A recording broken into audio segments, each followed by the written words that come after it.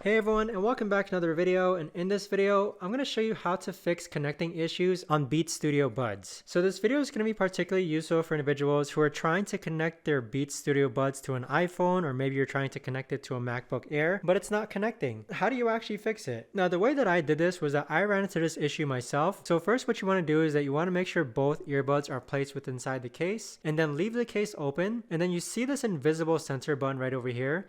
You want to press and hold this for about 15 seconds, and when this LED light flashes red and white. So once it starts to flash red and white, you want to release the button, and then that right there has reset your Beats Studio Buds. So once you reset it, it's going to clear it of any connections that it currently has. It's going to reset it to its factory default settings. But that right there, guys, is the best and easiest way that I fixed connecting issues on Beats Studio Buds. If you guys know of a better or easier way to actually fix this, let me know in the comments down below. I would love to know. Thanks so much for watching, everyone, and I'll see you guys all in the next video.